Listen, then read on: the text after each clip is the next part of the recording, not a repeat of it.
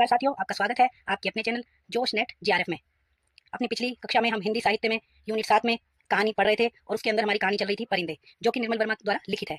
कहानी लंबी होने के कारण हम अपनी कहानी को पूर्ण नहीं कर पाए थे, तो आज की वीडियो में कहानी का बाकी का हिस्सा देखेंगे। आशा है आप नोट्स बना रहे होंगे, रिवीजन कर रहे होंगे। मिस्टर ह्यूबर्ट, आप दिल्ली जा रहे हैं? इस बार लतिका ने प्रश्न नहीं दोहराया। उसके स्वर में केवल एक असीम दूरी का भाव घिर आया। बहुत अरसा पहले मैं भी दिल्ली गई थी मिस्टर ह्यूबर्ट। तब मैं बहुत छोटी थी। न जाने कितने बरस बीत गए। हमारी मौसी का ब्याह वही हुआ था। बहुत सी चीजें देखी थी, लेकिन अब तो सब कुछ धुंधला सा पड़ गया है। इतना याद है कि हम कुतुब पर चढ़े थे। सबसे ऊंची मंजिल से हमने नीचे झांका था। न जाने कैसा लगा था। नीचे चलते हुए आदमी चाबी भरे हुए खिलौनों से लगते थे। हमने ऊपर से उन पर मूंगफलियां फेंकी थी, लेकिन हम बहुत निराश हुए थे क्योंकि उनमें से किसी ने हमारी तरफ नहीं देखा। शायद माँ ने मुझे डांटा और मैं फिर से नीचे झांकते हुए डर गई थी। सुना है अब तो दिल्ली इतना बदल गया है कि पहचाना नहीं जाता। ये इम्पोर्टेंट लाइन है, याद रखेंगे जो ये बता रही है। एक मिनट कहाँ गया।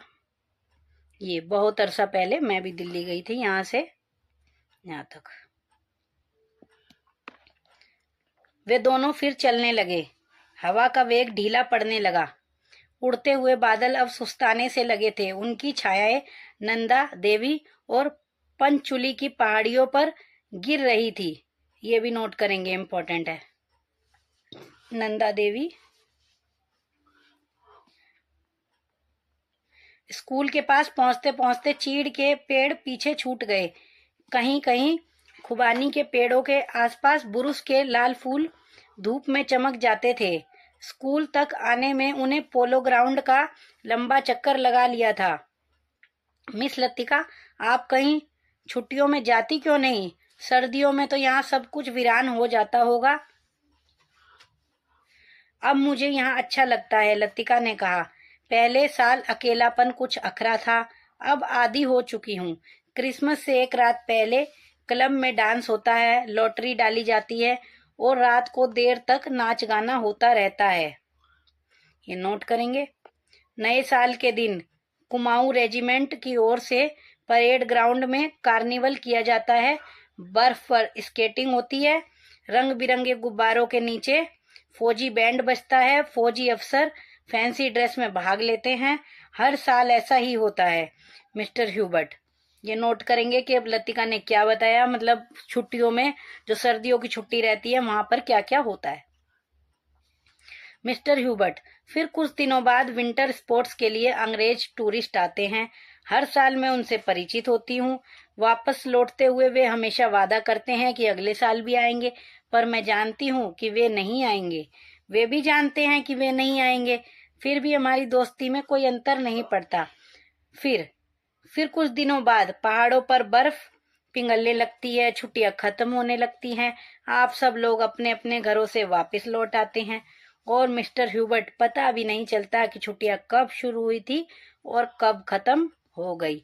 अगर ये क्वेश्चन, ये मतलब लाइन दे दी जाए इनमें से एक दो और ये पूछे कि ये इन लाइनों में किस किस के बीच बातचीत हो रही है, तो मिस्टर ह्यूबर्ट और लतिका के बीच ये सब बातें हो रही है। ये आपको ध्यान रखना है।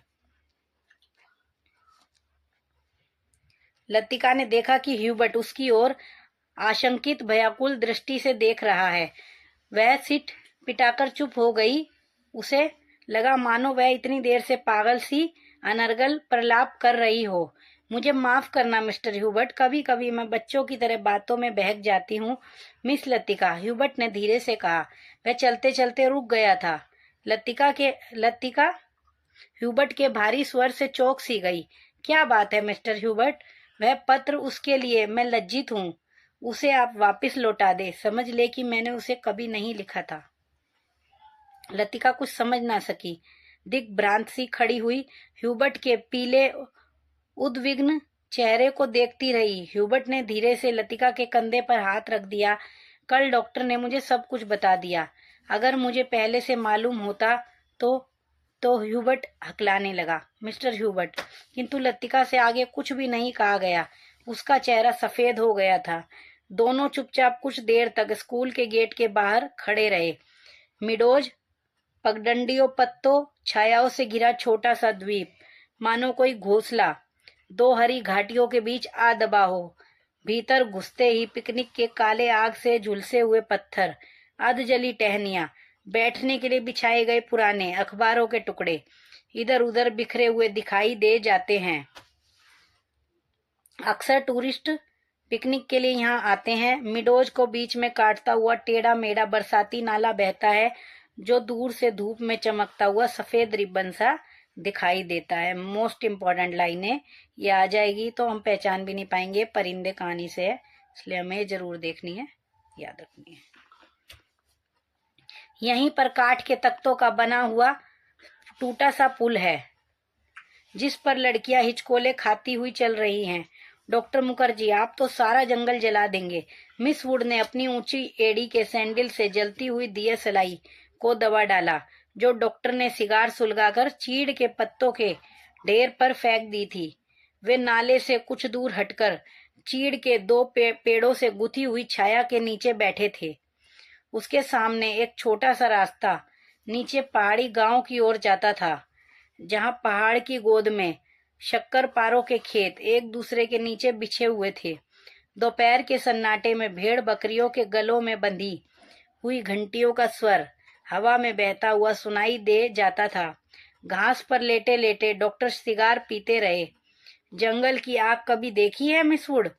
एक अलमस्त नशे की तरह धीरे धीरे फैलती जाती है। आपने कभी देखी है डॉक्टर? मिस वुड ने पूछा। मुझे तो बड़ा डर लगता है। बहुत साल पहले शहरों को जलते हुए देखा था। डॉक्टर लेटे हुए आकाश की ओर ताक रहे थे। एक एक मकान ताश के पत्तों की तरह गिरता जाता। दुर्भाग्यवश ऐसे अवसर देखने में बहुत कम आते हैं।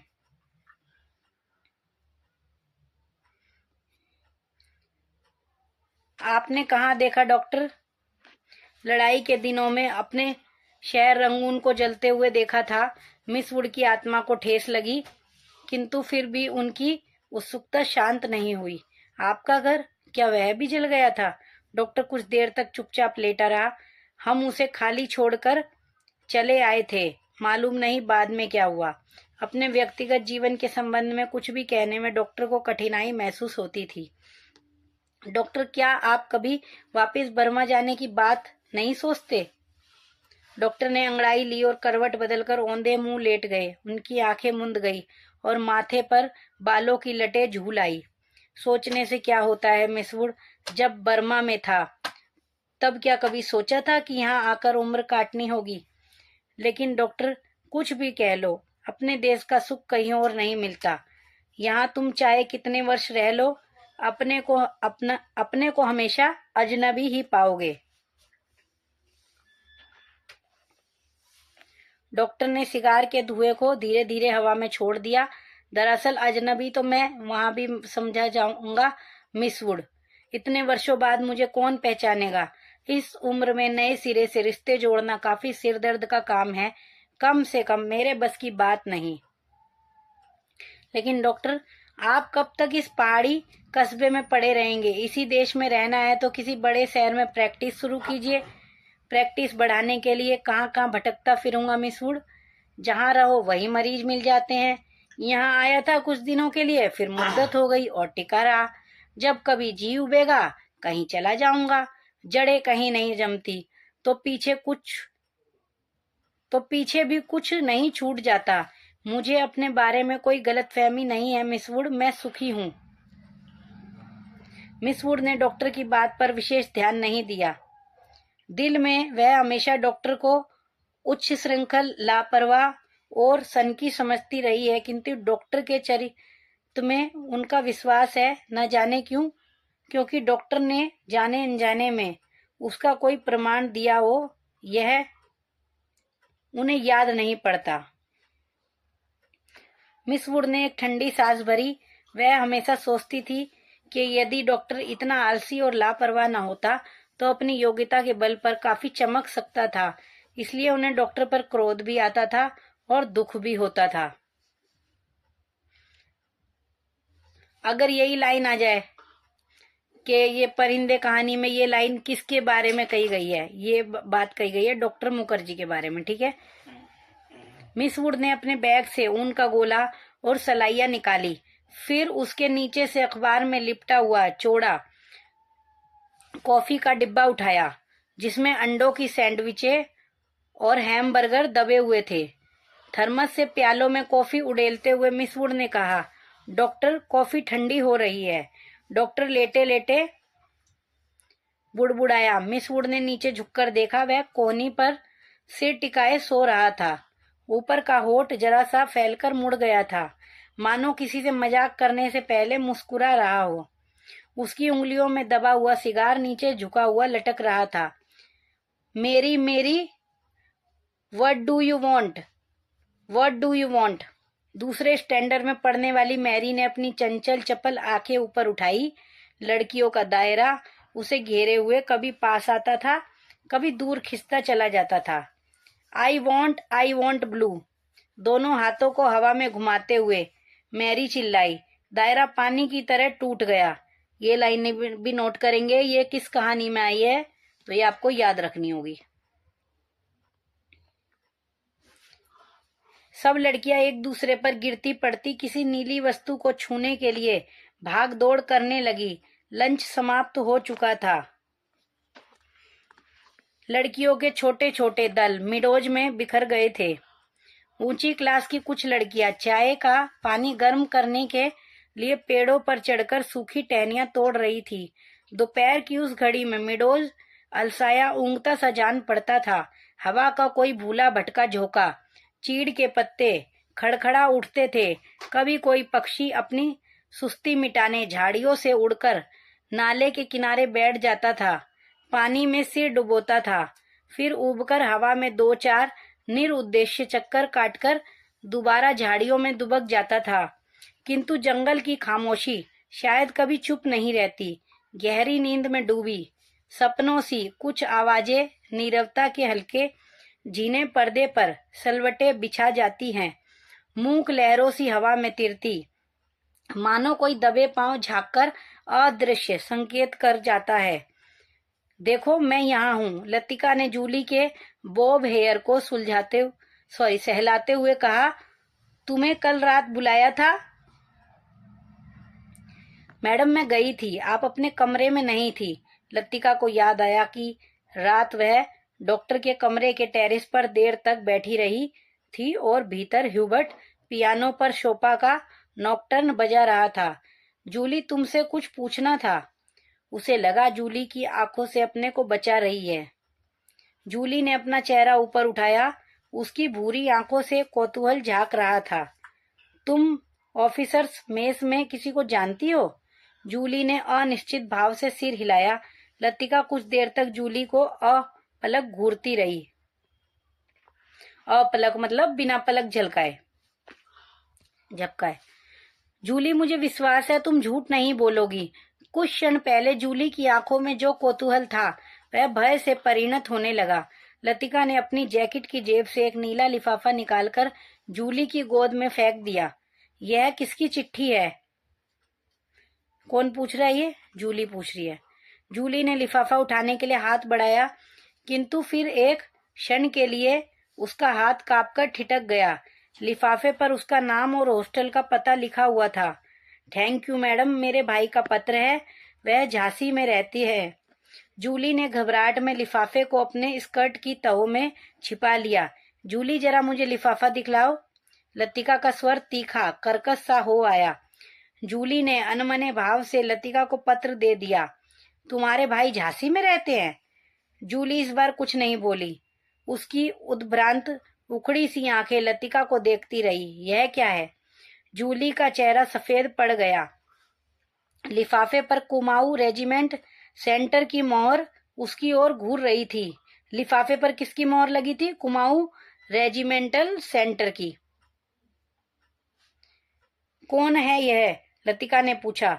उसने पहले भी हॉस्टल में उड़ती हुई अफवाह सुनी थी कि जूली को क्लब में किसी मिलिट्री अफसर के संग देखा गया था, किंतु ऐसी अफवाहें अक्सर उड़ती रहती थी और उसने उन पर विश्वास नहीं किया था। जूली, अभी तुम बहुत छोटी हो। जूली के होठ कांपे। उसकी आंखों में निरीह याचना का भाव घिर आया। अच्छा, अभी जाओ, तुमसे छुट्टियों के बाद बात करूंगी। जूली ने ललचाई दृष्टि से लिफाफे को देखा, कुछ बोलने को उद्यत हुई, फिर बिना कुछ कहे चुपचाप वापस लौट गई। लतिका देर तक जूली को देखती रही, जब तक वह आंखों से ओझल नहीं हो गई। क्या मैं किसी खूसट बुढ़िया से कम हूँ? अपने अभाव का बदला क्या मैं दूसरों से ले रही हूँ? ये लतिका सोच रही है। शायद, कौन जाने, शायद जूली का यह प्रथम परिचय हो उस अनुभूति से जिसे कोई भी लड़की बड़े चाव से संजोकर संभालकर अपने में छिपाए रहती है। एक अनिर्वचनीय सुख जो पीड़ा लिए है, पीड़ा और सुख को डुबोती हुई उमड़ते ज्वर की खुमारी जो दोनों को अपने में समो लेती है। एक दर्द जो आनंद से उपजा है और पीड़ा देता है। यही इस देवदार के नीचे उसे भी यही लगा था। जब गिरीश ने पूछा था, तुम चुप क्यों हो? वह आंखें मूंदे सोच रही थी। सोच कहाँ रही थी, जी रही थी उस क्षण को जो भय और विस्मय के बीच भिचा था, बहका सा पागल क्षण। वह अभी पीछे मुड़ेगी तो गिरीश की नर्वस मुस्कुराहट दिखाई दे जाएगी। उस दिन से आज दोपहर तक का अतीत एक दुस्वप्न की मानिंद टूट जाएगा। वही देवदार है जिस पर उसने अपने बालों के क्लिप से गिरीश का नाम लिखा था। पेड़ की छाल उतरती नहीं थी, क्लिप टूट जाता था। तब गिरीश ने अपने नाम के नीचे उसका नाम लिखा था। जब कभी कोई अक्षर बिगड़कर टेढ़ा मेढ़ा हो जाता था तब वह हंसती थी और गिरीश का कांपता हाथ और भी कांप जाता था। लतिका को लगा कि जो वह याद करती है वही भूलना भी चाहती है, लेकिन जब सचमुच भूलने लगती है तब उसे भय लगता है कि जैसे कोई उसकी किसी चीज को अपने हाथों से छीन लिए जा रहा है, ऐसा कुछ जो सदा के लिए खो जाएगा। बचपन में जब कभी वह अपने खिलौने अपने किसी खिलौने को खो देती थी तो वह गुमसुम सी होकर सोचा करती थी, कहाँ रख दिया मैंने। जब बहुत दौड़ धूप करने पर खिलौना मिल जाता तो वह बहाना करती कि अभी उसे खोज ही रही है, कि वह अभी मिला नहीं है। जिस स्थान पर खिलौना रखा होता जानबूझकर उसे छोड़कर घर के दूसरे कोनों में उसे खोजने का उपक्रम करती, यानी नाटक करती। तब खोई हुई चीज याद रहती, इसलिए भूलने का भय नहीं रहता था। आज वह उस बचपन के खेल का बहाना क्यों नहीं कर पाती? बहाना शायद करती है, उसे याद करने का बहाना, जो भूलता जा रहा है। दिन महीने बीत जाते हैं और वह उलझी रहती है अनजाने में। गिरीश का चेहरा धुंधला पड़ता जाता है। याद वह करती है, किंतु जैसे किसी पुरानी तस्वीर के धूल भरे शीशे को साफ कर रही हो। अब वैसा दर्द नहीं होता, सिर्फ उसको याद करती है जो पहले कभी होता था। तब उसे अपने पर ग्लानि होती है। ये याद रखेंगे, ये आ जाए ये पंक्तियां किस कहानी से ली गई है। वह फिर जानबूझकर उस घाव को कुरेदती है जो भरता जा रहा है, खुद ब खुद उसकी कोशिशों के बावजूद भरता जा रहा है। देवदार पर खुदे हुए अधमिटे नाम लतिका की ओर निस्तब्ध निरीह भाव से निहार रहे थे। मिडोज के घने सन्नाटे में नाले पार से खेलती हुई लड़कियों की आवाजें गूंज जाती थी। What do you want, what do you want. याद रखेंगे, देवदार वृक्ष का भी यहाँ पे जिक्र आ रहा है बार बार, ठीक है। तितलिया, झिंगुर, जुगनू। मिडोज पर उतरती हुई सांझ की छायाओं में पता नहीं चलता कौन आवाज किसकी है। दोपहर के समय जिन आवाजों को अलग अलग पहचाना जा सकता था, अब वह एक स्वरता की अविरल धारा में घुल गई थी। घास से अपने पैरों को पोंछता हुआ कोई रेंग रहा है। झाड़ियों के झुरमुट से परों को फड़फड़ाता हुआ झपटकर कोई ऊपर से उड़ जाता है, किंतु ऊपर देखो तो कहीं कुछ भी नहीं है। मिडोज के झरने का गड़गड़ाता स्वर, जैसे अंधेरी सुरंग में झपाटे से ट्रेन गुजर गई हो और देर तक उसमें सीटियों और पहियों की चित्कार गूंजती रहती हो। पिकनिक कुछ देर तक और चलती, किंतु बादलों की तह एक दूसरे पर चढ़ती जा रही थी। पिकनिक का सामान बटोरा जाने लगा। मिडोज के चारों ओर बिखरी हुई लड़कियां मिस वुड के इर्द गिर्द जमा होने लगी। अपने संग वे अजीबोगरीब चीजें बटोर लाई थी। कोई किसी पक्षी के टूटे हुए पंख को बालों में लगाई हुई थी। ये नोट करेंगे कि लड़कियां अपने संग क्या क्या अजीबोगरीब चीज लेके आई थी। किसी ने पेड़ की टहनी को चाकू से छीलकर छोटी सी बेंत बना ली थी। ऊंची क्लास की कुछ लड़कियों ने अपने अपने रुमालों में नाले से पकड़ी हुई छोटी छोटी बालिश्त भर की मछलियों को दबा रखा था, जिन्हें मिस वुड से छिपकर वे एक दूसरे को दिखा रही थी। ये नोट करेंगे, very very important. Miss would लड़कियों की टोली के संग आगे निकल गई। मिडोज से पक्की सड़क तक 3-4 फलांग की चढ़ाई थी। लतिका हांफने लगी। डॉक्टर मुखर्जी सबसे पीछे आ रहे थे। लतिका के पास पहुंचकर वह ठिठक गए। डॉक्टर ने दोनों घुटनों को जमीन पर टेकते हुए सिर झुकाकर एलिजाबेथ युगिन अंग्रेजी में कहा, मैडम आप इतनी परेशान क्यों नजर आ रही हैं? और डॉक्टर की नाटकीय मुद्रा को देखकर लतिका के होठों पर एक थकी सी ढीली ढीली मुस्कुराहट बिखर गई। प्यास के मारे गला सूख रहा है और ये चढ़ाई है कि खत्म होने में नहीं आती। डॉक्टर ने अपने कंधे पर लटकते हुए थर्मस को उतारकर लतिका के हाथों में देते हुए कहा, थोड़ी सी कॉफी बची है, शायद कुछ मदद कर सके। पिकनिक पे तुम कहाँ रह गए थे डॉक्टर? कहीं दिखाई नहीं दिए। दोपहर भर सोता रहा मिस वुड के संग।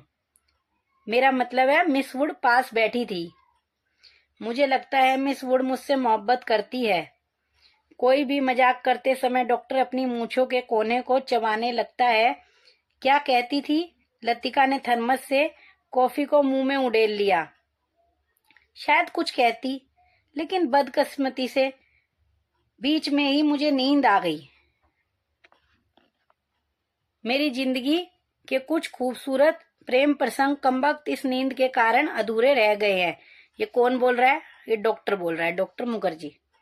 और इस दौरान में जब दोनों बातें कर रहे थे, उनके पीछे मिडोज और मोटर रोड के संग चढ़ती हुई चीड़ और बांज के वृक्षों की कतारें सांझ के घिरते अंधेरे में डूबने लगी। मानो प्रार्थना करते हुए उन्होंने चुपचाप अपने सिर नीचे झुका लिए हो। इन्हीं पेड़ों के ऊपर बादलों में गिरजे का क्रॉस कहीं उलझा पड़ा था। उसके नीचे पहाड़ों की ढलान पर बिछे हुए खेत भागती हुई गिलहरियों से लग रहे थे, जो मानो किसी की टोह में स्तब्ध ठिठक गई हो। डॉक्टर, मिस्टर ह्यूबर्ट पिकनिक पर नहीं आए? डॉक्टर मुखर्जी टॉर्च जलाकर लतिका के आगे आगे चल रहे थे। मैंने उन्हें मना कर दिया था। किस लिए? अंधेरे में पैरों के नीचे दबे हुए पत्तों की चरमराहट के अतिरिक्त कुछ सुनाई नहीं देता था। डॉक्टर मुखर्जी ने धीरे से खासा। पिछले कुछ दिनों से मुझे संदेह होता जा रहा था कि ह्यूबर्ट की छाती का दर्द शायद मामूली दर्द नहीं है। डॉक्टर थोड़ा सा हंसा, जैसे उसे अपनी यह गंभीरता अरुचिकर लग रही हो। डॉक्टर ने प्रतीक्षा की, शायद लतिका कुछ कहेगी, किंतु लतिका चुपचाप उसके पीछे चल रही थी। यह मेरा महज शक है, शायद मैं बिल्कुल गलत हूँ, किंतु यह बेहतर होगा कि वह अपने एक फेफड़े का एक्सरे करा लें। इससे कम कोई भ्रम तो नहीं रहेगा। आपने मिस्टर ह्यूबर्ट से इसके बारे में कुछ कहा है? अभी तक कुछ नहीं कहा। ह्यूबर्ट जरा सी बात पर चिंतित हो उठता है, इसलिए कभी साहस नहीं हो पाता। डॉक्टर को लगा उसके पीछे आते लतिका के पैरों का स्वर सहसा बंद हो गया है। उन्होंने पीछे मुड़कर देखा। लतिका बीच सड़क पर अंधेरे में छाया सी चुपचाप निश्चल खड़ी है। डॉक्टर, लतिका का स्वर भराया हुआ था। क्या बात है मिस लतिका, आप रुक क्यों गई? डॉक्टर, क्या मिस्टर ह्यूबर्ट? डॉक्टर ने अपनी टॉर्च की मध्यम रोशनी लतिका पर उठा दी। उसने देखा लतिका का चेहरा एकदम पीला पड़ गया है और वह रह रहकर पत्ते सी कांप जाती है। मिस लतिका, क्या बात है? आप तो बहुत डरी सी जान पड़ती हैं। कुछ नहीं डॉक्टर, मुझे कुछ याद आ गया था। वे दोनों फिर चलने लगे। कुछ दूर जाने पर उनकी आंखें ऊपर उठ गई पक्षियों का एक बेड़ा धूमिल आकाश में त्रिकोण बनाता हुआ पहाड़ों के पीछे से उनकी ओर आ रहा था। लतिका और डॉक्टर सिर उठाकर इन पक्षियों को देखते रहे। लतिका को याद आया, हर साल सर्दी की छुट्टियों से पहले ये परिंदे मैदानों की ओर उड़ते हैं, कुछ दिनों के लिए बीच के इस पहाड़ी स्टेशन पर बसेरा करते हैं। प्रतीक्षा करते हैं ये बर्फ के दिनों की, जब वे नीचे अजनबी अनजाने देशों में उड़ जाएंगे। इम्पोर्टेंट लाइन यहां से, क्या वे सब भी प्रतीक्षा कर रहे हैं? वह डॉक्टर मुखर्जी, मिस्टर ह्यूबर्ट, लेकिन कहाँ के लिए? हम कहाँ जाएंगे? किंतु उसका कोई उत्तर नहीं मिला। उस अंधेरे में मिडोज के झरने के भुतेले स्वर और चीड़ के पत्तों की सरसराहट के अतिरिक्त कुछ सुनाई नहीं देता था। लतिका हड़बड़ाकर चौंक गई। अपनी छड़ी पर झुका हुआ डॉक्टर धीरे धीरे सीटी बजा रहा था। मिस लतिका, जल्दी कीजिए, बारिश शुरू होने वाली है।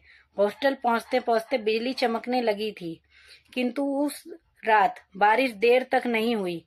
बादल बरसने भी नहीं पाते थे कि हवा के थपेड़ों से धकेल दिए जाते थे। दूसरे दिन तड़के ही बस पकड़नी थी, इसलिए डिनर के बाद लड़कियां सोने के लिए अपने अपने कमरों में चली गई थी। जब लतिका अपने कमरे में गई तो उस समय कुमायूं रेजिमेंट सेंटर का बिगुल बज रहा था। उसके कमरे में करीमुद्दीन कोई पहाड़ी धुन गुनगुनाता हुआ लैंप में गैस पंप कर रहा था। लतिका उन्हीं कपड़ों में तकिए को दोहराकर लेट गई। करीमुद्दीन ने उड़ती हुई निगाह से लतिका को देखा, फिर अपने काम में जुट गया। पिकनिक कैसी रही मैम साहब? तुम क्यों नहीं आए? सब लड़कियां तुम्हें पूछ रही थी। लतिका को लगा दिन भर की थकान धीरे धीरे उसके शरीर की पसलियों पर चिपटती जा रही है। अनायास उसकी आंखें नींद के बोझ से झपकने लगी।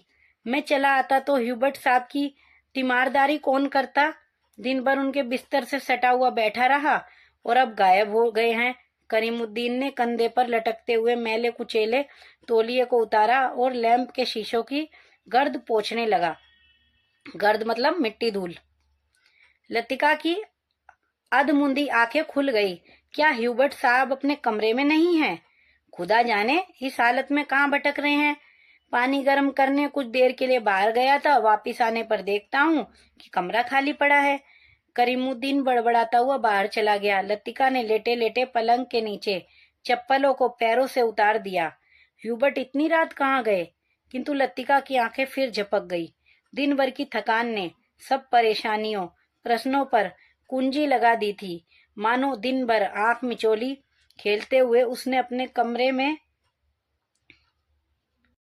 दया को छू लिया था। अब वह सुरक्षित थी। कमरे की चार दीवारी के भीतर उसे कोई नहीं पकड़ सकता।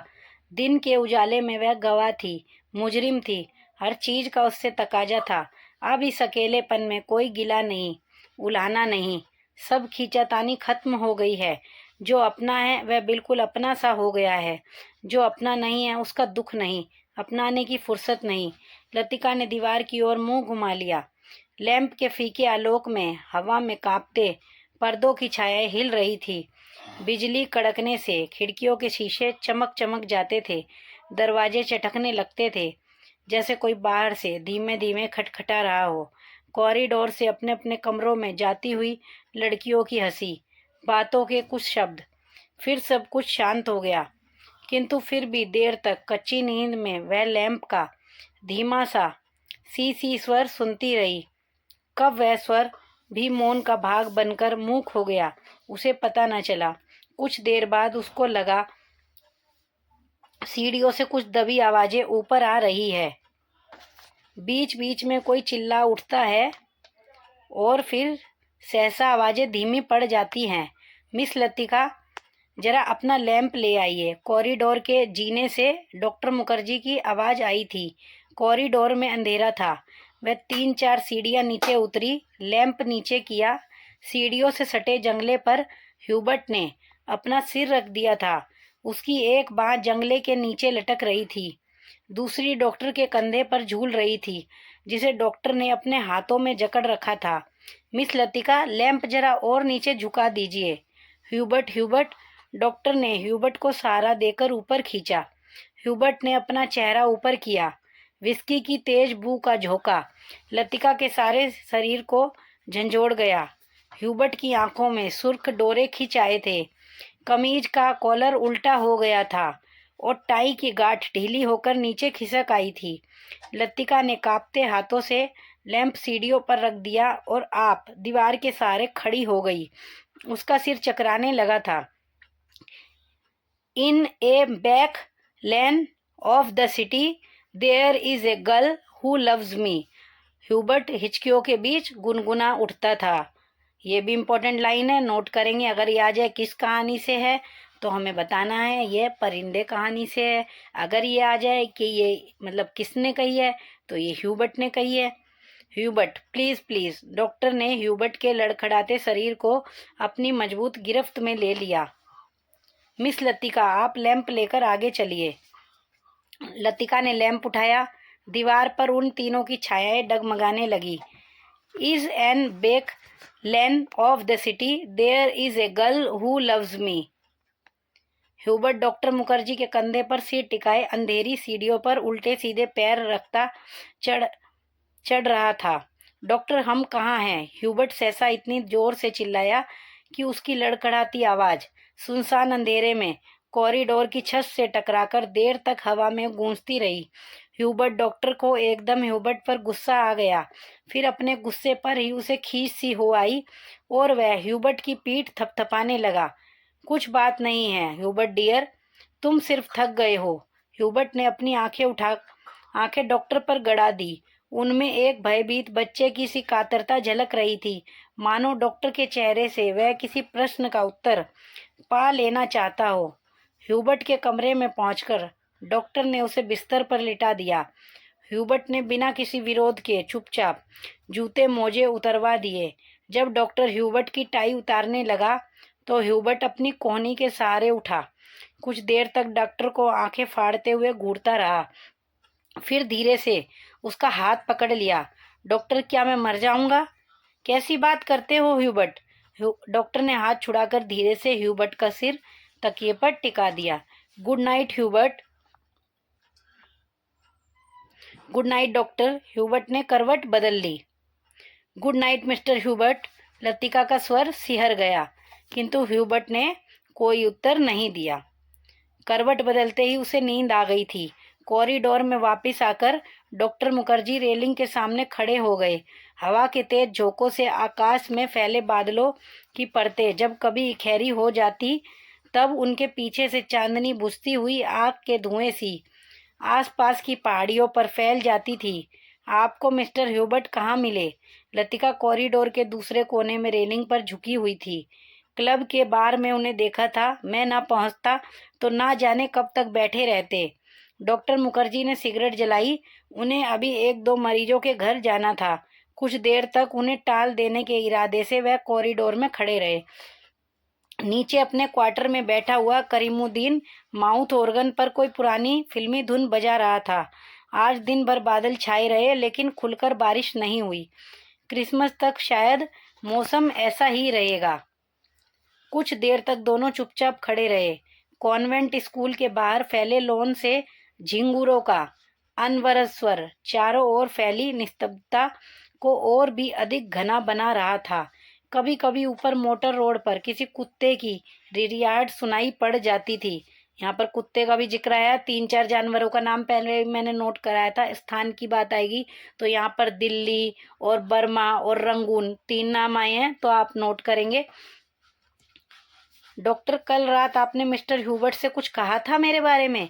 वही सब जो लोग जानते हैं। और ह्यूबर्ट, जिसे जानना चाहिए था, नहीं जानता था। डॉक्टर ने लतिका की ओर देखा। वह जड़वत अविचलित रेलिंग पर झुकी हुई थी। वैसे हम सबकी अपनी अपनी जिद होती है। कोई छोड़ देता है, कोई आखिर तक उससे चिपका रहता है। ये लाइन नोट करेंगे, इंपॉर्टेंट है। ये किसने कही है? डॉक्टर मुखर्जी ने। क्वेश्चन आए कौन सी कहानी में? परिंदे में। हमें याद रखनी है। डॉक्टर मुखर्जी अंधेरे में मुस्कुराए। उनकी मुस्कुराहट में सूखा सा विरक्ति का भाव भरा था। कभी कभी मैं सोचता हूँ मिस लतिका किसी चीज को न जानना यदि गलत है तो जानबूझकर न भूल पाना, हमेशा जोक की तरह उससे चिपटे रहना, यह भी गलत है। ये बात कौन कह रहे हैं? डॉक्टर मुखर्जी, याद रखेंगे। बर्मा से आते हुए मेरी पत्नी की मृत्यु हुई थी। मुझे अपनी जिंदगी बेकार सी लगी थी। आज इस बात को अरसा गुजर गया और जैसा आप देखती हैं मैं जी रहा हूँ। उम्मीद है कि काफी अरसा और जीऊंगा। जिंदगी काफी दिलचस्प लगती है और यदि उम्र की मजबूरी ना होती तो शायद मैं दूसरी शादी करने में भी ना हिचकता। इसके बावजूद कौन कह सकता है कि मैं अपनी पत्नी से प्रेम नहीं करता था? आज भी करता हूँ। लेकिन डॉक्टर, लतिका का गला रुंध आया था। क्या मिस लतिका? डॉक्टर, सब कुछ होने के बावजूद वह क्या चीज है जो हमें चलाए चलती है?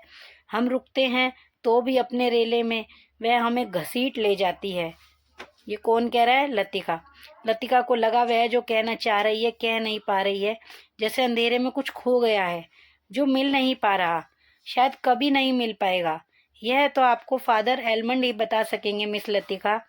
डॉक्टर की खोखली हंसी में उनका पुराना सनकीपन उभर आया था। अच्छा, चलता हूँ मिस लतिका, मुझे काफी देर हो गई है। डॉक्टर ने दिया सलाई जलाकर घड़ी को देखा।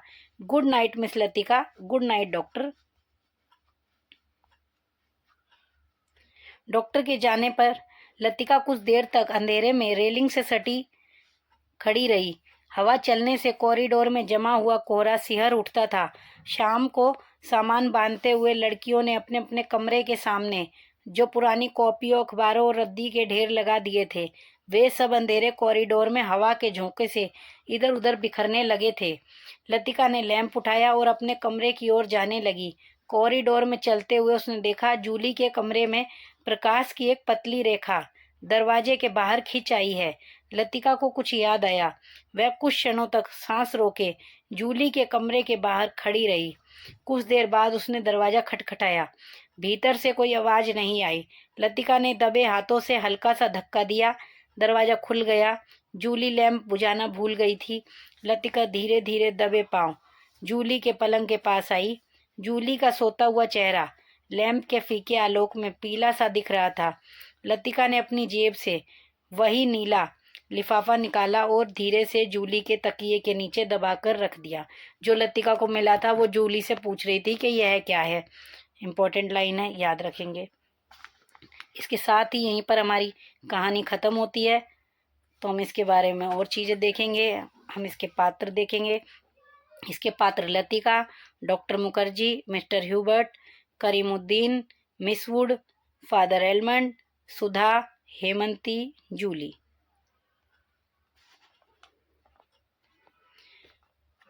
परिंदे कहानी का मुख्य उद्देश्य अतीत की स्मृतियों और अकेलेपन से मुक्ति के संदेश को व्यक्त करना है। ये भी आ जाता है क्वेश्चन के परिंदे कहानी का मुख्य उद्देश्य क्या है। यह कहानी मुख्य रूप से निम्नलिखित बातों पर केंद्रित है। अतीत से मुक्ति की खोज। कहानी की नायिका लतिका अपने मृत प्रेमी मेजर गिरीश नेगी की स्मृति से जकड़ी हुई है। कहानी का उद्देश्य यह दिखाना है कि व्यक्ति को अतीत के मोह से मुक्त होकर वर्तमान को स्वीकारना और भविष्य की ओर बढ़ना चाहिए। आधुनिक मानव का अकेलापन। यह कहानी स्वतंत्रता के बाद के मध्यवर्गीय समाज में व्याप्त अकेलेपन, अवसाद, अजनबीपन और जीवन की अर्थहीन स्थितियों को दर्शाती है। मानसिक द्वंद्वों का चित्रण। कहानी पात्रों के मन के अंदर के द्वंद्वों, तनाव और कुंठाओं को सामने लाती है जो उन्हें किसी निर्णय पर पहुंचने से रोकते हैं। नई कहानी की विशेषताएं।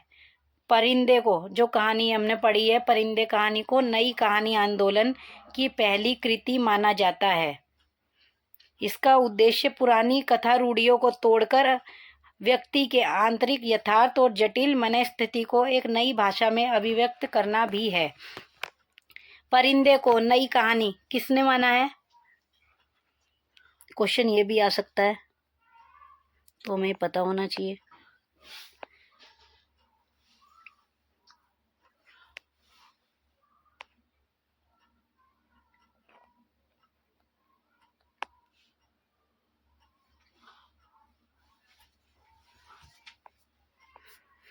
परिंदे को नई कहानी आंदोलन की पहली कृति माना है डॉक्टर नामवर सिंह ने।